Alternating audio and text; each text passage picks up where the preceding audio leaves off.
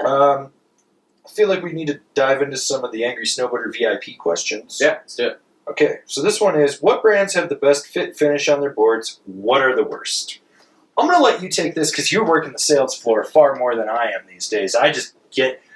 I swear to God, they make them look pretty before they send them to me. Yeah. So I will say that fit and finish doesn't necessarily mean that it's not good product. So I'm going to start by saying that, preface everything with that. So one of the most recent ones that I got that was less than impressive on finish was Snowfisk, I thought. It just didn't quite have that polished look. And granted, they're a new brand, and they are made in Wasatch. They don't have fancy machines. But it was a little rougher. And that just kind of speaks to, and that kind of segues into this, most U.S.-made stuff is lower quality finish than anything made overseas. That's just a fact. Deal with it. Like I said, doesn't necessarily speak to how it's going to ride. Like, no. I own a Mervin. You love some of their stuff. It came real dang close to buying one. I still want to spam. Yeah.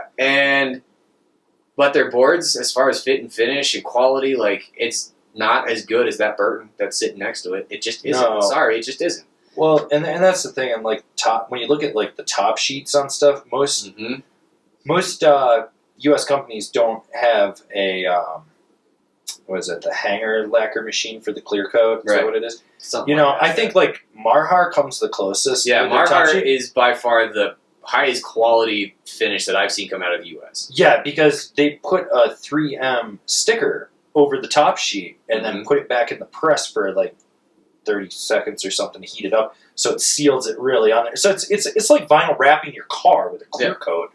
So and it's really easy to do. I mean, and the funny thing is that I started to notice, and a lot of brands are touting it as more durable, doesn't catch snow, whatever.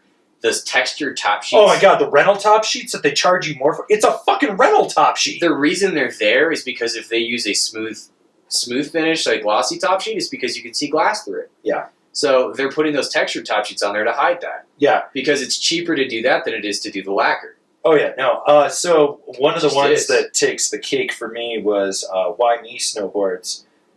Gave me that board that was furry. Yeah. Like, oh my God, that thing. The old Nightmare stuff? Yes. When Nightmare was still being made in the U.S. At their own factory, yeah. Like, the stuff that they let out of that factory was appalling. Oh my God. It made me angry as someone that used Thank to make God snowboards. they switched to GP87. Yeah, I know. It's kind of frustrating because I still hate Nightmare. Like, I hate that. I hate everybody. Well, not everybody. No, you can't hate everybody. There's some nice No, like the new team that they have now, like I know most of them, they're great guys. Yeah, They're just like guys. Certain things you just like, fuck this brand. Yeah, like I just but now they're good boards because I know who's making them. They're catalog boards. They're not designing any of their own shapes. They're picking out a catalog, but the guy designing that catalog is one of the best engineers in the entire industry. So I'm not saying go buy a Nightmare, but at least they're not shit boards anymore. Yeah, and you know, I think like the worst is when you see some of these garage brand boards that come out. Oh my God, Oz is up there. One of the worst. You know what I'll say? It's funny, like watching the progression of smoking over the last 5 years. Yeah, Jay has he invested last year. Those were like the best bases I've ever seen on a smoking board. But there was years where you'd look at it and be like, I'm gonna have to really fucking wax that thing before I go ride. I'm gonna have to take it to the shop. It looked like for a couple years that smoking was just using like circular sanders to finish their bases. Dude, they were bad. They were. This last year, dude, he kicked it up. Their quality is just got way better. Way better. He must have bought some machines or some shit. I think he did. I think he said he got a new machine. But you know, you look at that, and then those garage brands that you see people doing, and you're just like, oh my God, and you're trying to sell this for $500. Like I wouldn't pay $100 for it. Yeah. Or my favorite are some of these like fly-by-night snowboard factories from China that people buy their boards off because you can go to Alibaba. Right. Like, it is easier than ever to start a snowboard company these days. And you can pretty much just hop on Alibaba, find a factory on there, and order a board with your graphic and their specs, and you'll have it in 8 weeks, 6 weeks. Yep. And they'll ship it to you, and it's got a grounded cost of $125, and they're fucking atrocious. Yeah. Some of them, you're like, flashing wasn't cut right. And, my favorite were the old Rossignol's that were made in Europe. You could tell where the guy was doing the layup because what side he was facing on, because there would be a giant-ass gap between the sidewall and the tip and tail spacer on one side, but it would be overlapped on the side closest to him. And you could see that, but there's some really good factories out there making some really good stuff. Yeah, and that's kind of the thing, is getting into the stuff that's really good. I don't know if I could really pick one that's the best, but if you're talking about anything, I forget what the price point is that pushes it to the Europe factory, but anything coming out of the Europe factory for Burton. It's like $3.99, I think. Anything, whatever that price point is. Like SWS is solid. SBF, China, Playmaker, Mousen's like a little questionable. The stuff coming out of Nidecker. Yeah. I think they got rid of the Tunisia factory. I think they did. Utopia or whatever it is up in Canada that did the Rome stuff. Yeah. It's all that's all really good stuff. Yeah. To pick one of those factories that's better than everybody else, I don't think I could. But they're all pretty equal. It's just at that point, it just depends on that brand and what materials they're choosing to make their snowboards out of. But as far as the ability for that factory to make a quality and highly well done finished product, I'd have to really go through and pick boards from each factory and really go over them to really figure out if one's going to be better than another, and then also get a sample size from each. Yeah. Like, I couldn't just pick one. I'd have to pick, 50 from each factory and go over them, and it would be a nightmare to try and do, and it's not worth it. Right. So to go along with this question, this is another Angry Snowboarder VIP question. And the guy even forewarns, he's like, you could probably talk forever about what companies you think are trending in the right direction. Yeah. What ones need to make some changes, and why Burton needs to stop being a glamping company. So, speaking specifically to the glamping part, I just recently went to Utah and used some of the Burton camping gear. It is actually real camping gear. Now, if you don't want the fancy, crazy prints that they're doing, that's basically the glamping piece of that. But it's all being made by Big Agnes. Thank you, Big Agnes, and it is legitimate Big Agnes gear, and they're a legitimate camping gear company, and they make really good stuff. So, as far as the glamping piece of that goes, and then doing the crazy prints and everything on it, I guess the way that I see that, I was thinking about this the other day. I don't really have a problem with it. I never really have. I don't really see any reason why anybody would have a problem with it. They're doing something for summer business. Why do you give a shit? That doesn't affect their winter business at all. That, and so many people are in that tiny house movement and camping and and the thing is, the only other segments that you could really get into that would relate is surf or skate. And there's no damn way that Burton is going to get into surf or skate. Burton tried that when they had the... They bought Alien Workshop at one point, right? They had skate. They had DNA, and they had... wasn't Logic or something. I can't remember. And they do have their hand in surf with Channel Island. Channel Island, that's it. That's what I was thinking about. But, Burton, as a brand with the name Burton, what are they going to do in summer business? Camping, honestly, kind of makes the most sense. Yeah. To be completely honest. That's, as snowboarders, people that love to be outside, we would be using that gear. And I don't think that really affects how they're trending as a company. I think it diversifies them. Yeah. And it gives them income in the off seasons, especially with the way the market's going right now with shops closing, shops not paying. Mm-hmm. A lot of people are not getting paid in snow. If you think about 10 years in the game and I still don't have a Burton ad on the website, come on. Burton, call me. That's the thing. But when I think about brands that aren't trending right, I feel like K2 is lost right now. K2's... I actually see some positive direction on K2 now. They've pointed the arrow in a new direction, but they haven't started moving that way yet because the season hasn't started. But so I'm very curious with K2 to see what happens this year, because they've definitely refocused in a new direction. We'll see if they continue moving that way or if they fall back into their old habits. Because K2 right now is probably the biggest brand that has the most brand identity issues. Oh my God! By far, they're lost. They don't know. They don't know if their volume shifted surfy shapes, if they're park boards, if they don't really they have a team, but they don't know how to market the team that well. The products, they don't know how to tell the story of the product. And this is coming from a guy that's ridden K2 boots and bindings for 10 years. Yeah, and I'm scared legitimately that they're going to get rid of the stuff that I like, and I'm just sort of I need to buy all the cold stock of that I can because it's the only shit that I know works right now. And the funniest thing to that is the flip side is Ride is crushing it. Oh my god, yeah, Ride was like lost a couple years ago, and now like Mountain Pig, Twin Pig, War Pig. Yeah, they've got the pig thing going strong. Strong, right they got that. They, you know, the fact that like they've got like their team is fucking stacked.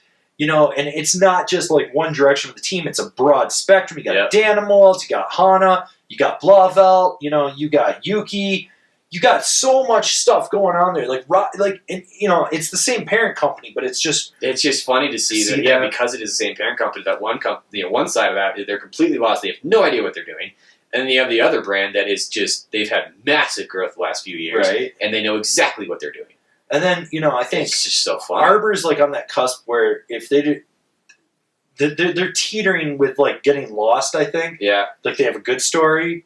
They have a good team. They have a great product. They're the interesting thing that I've found, and I don't know if I was talking with you or somebody else, but they're starting to kind of fall back into the old guy brand again. Yes.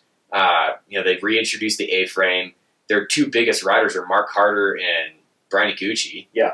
Like, you lost all of your, like, Park and Street dudes. Like, that you got out of being the old guy brand by bringing on the street guys. And now they've kind of, I mean, they got Frank April still. So they got Frank. They have him. Think Ian Sams is still on the team. Yeah.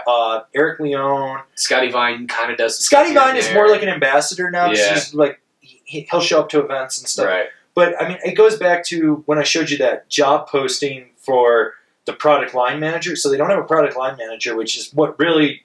Working with marketing is what drives the brand. Right. And that was the weirdest freaking posting because one of the job requirements was you could not be a smoker. And I was like, what the fuck does that have to do? Like, I want to know the story behind that more than anything. Yeah. But Arbor's one of those, like you said, great product. I mean, I've owned between Blacklists and Westmarks, I think I own 4 or 5 of them. Yeah.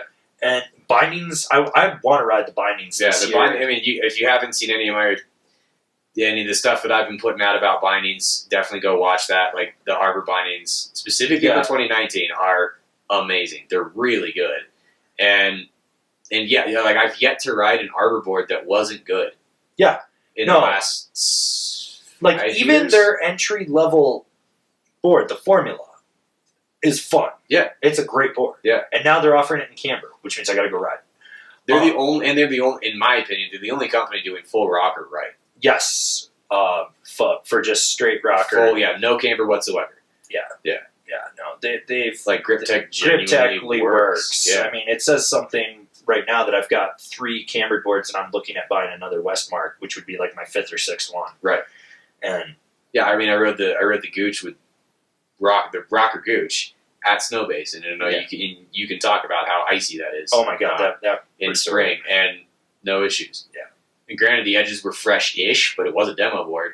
Yeah. And I didn't really have any problems. And granted, I know how to snowboard, I know how to use my edges, but still, like, I shouldn't be able to have that easy of a time on full rocker. So. Yeah, and that's the thing. Like, I think Arbor's on that cusp where they're going to lose some direction. The cool thing to see is the amount of, like, rider-driven brands or, like, rider-owner-driven brands, I should say. Not, like, pro-rider-driven brands, but rider-owned.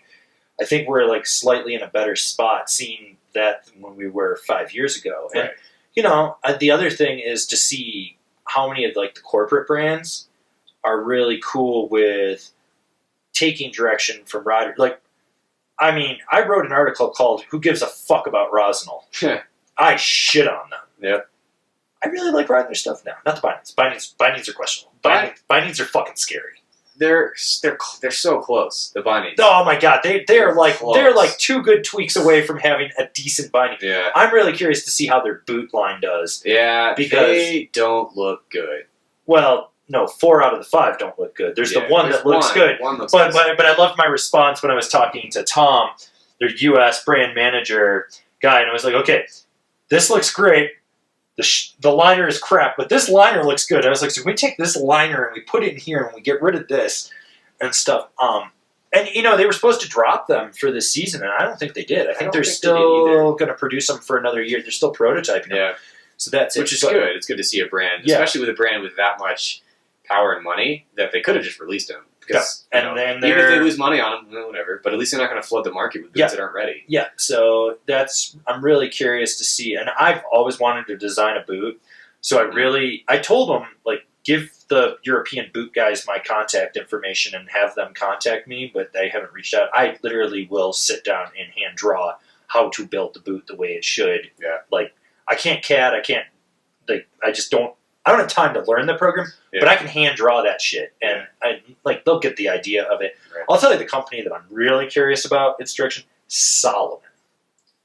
Right. That's weird. They're definitely reaching a point now where they've got to do something or it's going to start getting bad. And I guess, like, some Chinese venture capital firm is looking to buy them in Atomic right now. I don't know if it's the ski division, but I'm assuming it's the whole fucking company. But they're trying to put a bid in for, like, $1.2 billion or something. I was like, I don't think they're worth that. The ski side? Yeah. Salomon ski boots own 40% of the whole ski boot market. It's worth it. Okay. Yeah. What about for running shoes and stuff? They are the biggest running shoe company. Okay, so that makes sense. Yeah. Okay, I was looking at it strictly from, like... I'd be pretty shocked if Amer was going to get rid of them. Well, I think they're trying to buy Armor. So. If they're trying to buy the entirety of Amer, that makes sense. Yeah. But Salomon, I mean, like, they've got some people that are still on their team that are way past their prime, that aren't doing anything. No. Like, what's Harrison Gordon? Is he still with them? I think he is. I think he is. What's he done lately? What has Jed Anderson done lately? He's retired. He's retired? He put out a full skateboard part. He's skateboarding. Well, it's good sick. for him. Yeah, no, he's done with snow. Right. He put out like, from what I saw, like, real skateboarders were like, this part is fucking sick, and I was like, good for him. Go do it. Yeah. Do your thing, Jed. That's cool. Yeah. You're a Renaissance man. Just go do your thing, Jed. But, like, Desiree, what's she doing? Yeah, you know, she's got a pro model graphic. It's weird, and I think all she's doing is working for Snowboarder, making video things like the United Slopes. And Grenier just does. He does a little bit of filming now, but I don't feel like I think he's just working on Frontier. Yeah, Freedom Frontier stuff. Which is cool. Bodie's really the only one still. I spent 2 days out there. Well, no, they've got Hans and Nils Mindich. Yeah, and they've got Wooly Nivel. They've got Taka Nakai. Yeah, well, Wooly's more like their powder guy, and then they've got so is Taka. God, what am I thinking of their names? They're from Canada, and those kids kill it. Finn and God, what is their name? It's driving me insane. Westbury, the Westburys. Yeah, because those guys were picked up through my friend Jordan Hall, who's the rep out of Calgary up there for Salomon 686 and Niche and a few other brands, and he got them promoted. And, like, I'm stoked to see what those kids do. Yeah, but there's such like and we do like to see this, but they're so rider driven that, like, since they don't have any of the riders anymore, their stuff is kind of like. I think losing Bonfire wasn't good either. Yeah, that was weird. That was a weird one to see them lose that. And Salomon's, like, I think they've passed the tipping point. Now we're going to see a downward, but they're a 20-year legacy brand. Yeah, I don't think they're going to go anywhere. I don't think Salomon. I think they're going to have.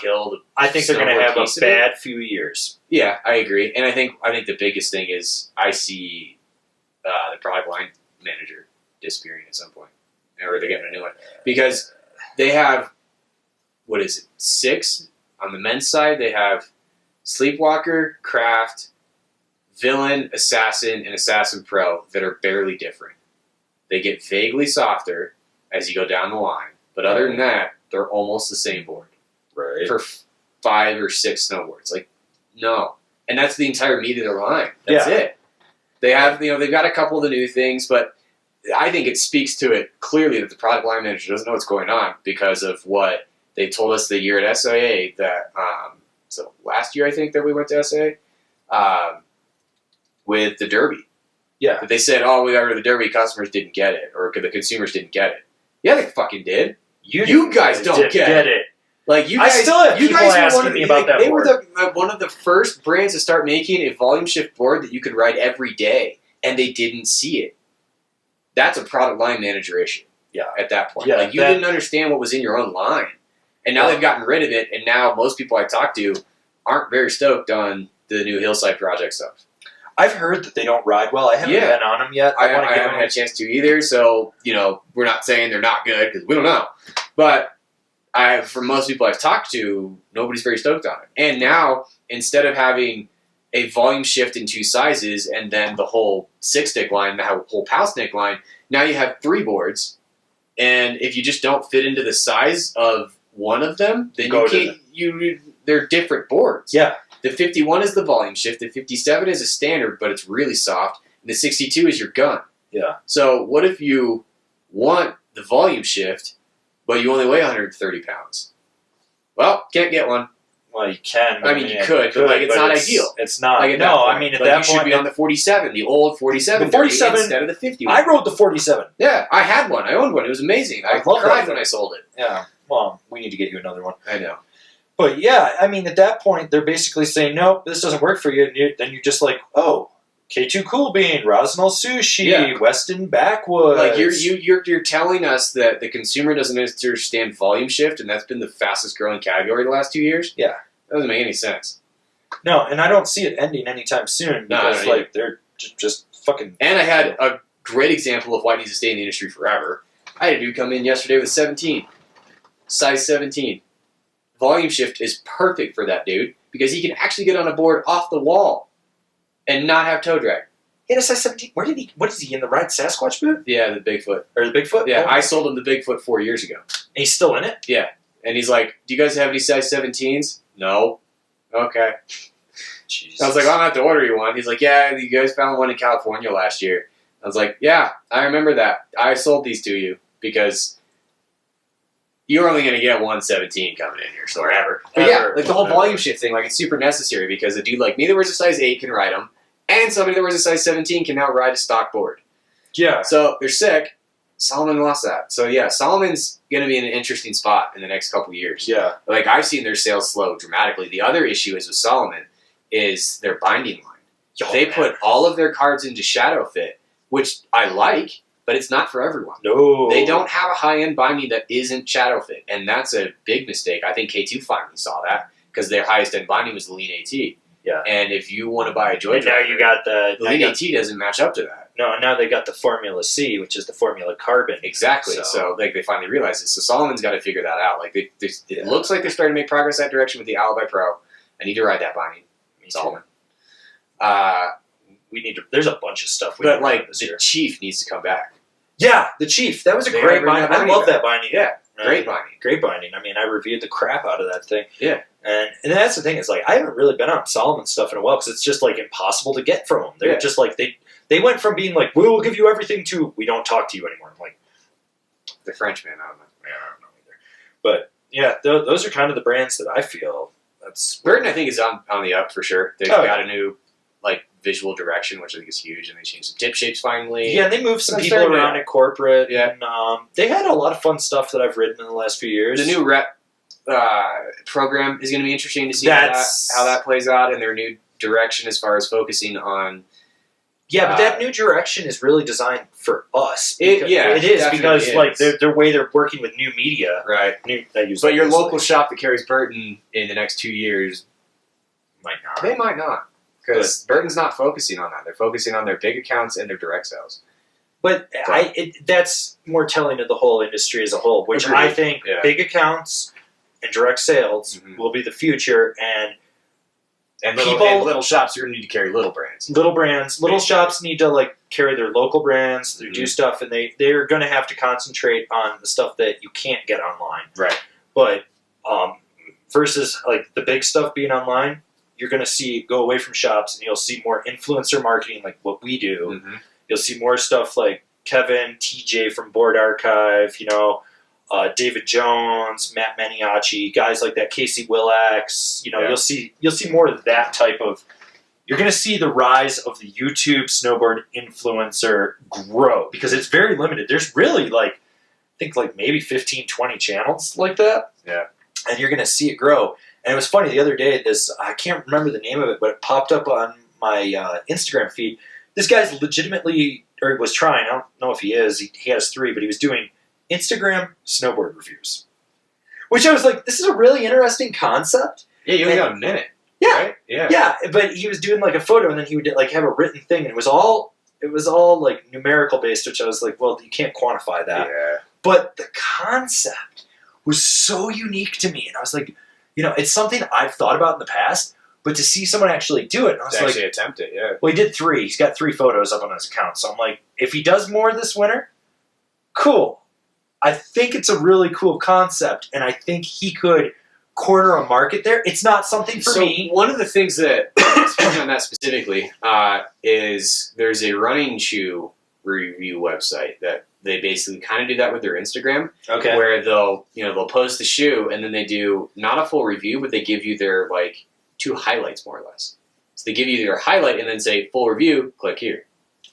Right. So and I mean, if the guy had a website and he did it that way, it could be genius, but because Instagram is amazing, and I think having worked with every social media for snowboarding, Facebook's whatever, but I think I get more reach out of Instagram, which you should be following us on Instagram at Angrysnowboarder, and I think you could potentially really drive the business that way, and really drive the reviews and that type of thing. So, I'm really curious to see how that could pan out, and kudos to that dude for doing it. I think he's out of Denver or something. I mean, at least in Colorado.